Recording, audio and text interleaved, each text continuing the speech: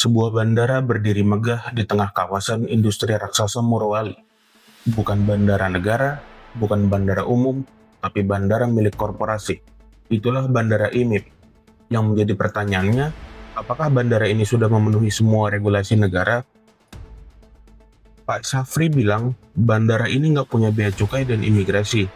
Pengawasan dari negara juga minim, termasuk pengawasan dari aparat yang juga minim. Dia bilang ini sudah seperti ada negara dalam negara. Hal ini memancing kemarahan publik sudah beberapa hari ke belakang. Hal ini akhirnya dibantah oleh mantan Menko Marves Luhut. Pak Luhut bilang dia hadir dan memimpin rapat saat izin bandara ini diputuskan. Bahkan menegaskan bahwa bandara itu hanya untuk penerbangan domestik, sehingga tidak membutuhkan imigrasi. Ia juga menyatakan bahwa pembangunan bandara semacam itu adalah hal yang wajar untuk memfasilitasi investor besar. Luhut bilang prosedur izinnya lengkap dan diputuskan di rapat kabinet yang dia pimpin. Jadi ini bukan keputusan Presiden Jokowi sendiri secara diam-diam. Semua transparan demi kepentingan nasional.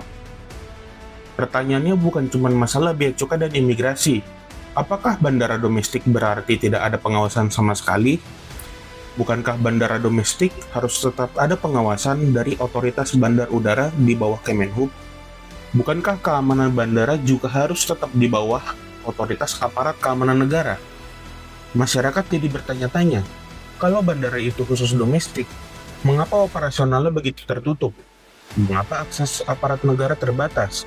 Dan mengapa pengawasan standar yang biasanya wajib justru dianggap tidak perlu? Apakah ini benar-benar sesuai Permenhub tentang klasifikasi bandara? Luhut mengatakan bahwa bandara ini bagian dari upaya hilirisasi, bagian dari strategi investasi, dan dia bilang tidak ada yang dilanggar.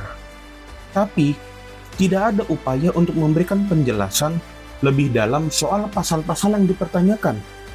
Bukankah ini negara hukum yang mewajibkan seluruh pihak untuk tunduk dan taat kepada hukum yang berlaku?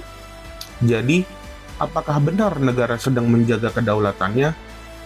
Atau justru membiarkan perusahaan raksasa punya fasilitas sekelas bandara dengan aturan yang terlihat diperlunak?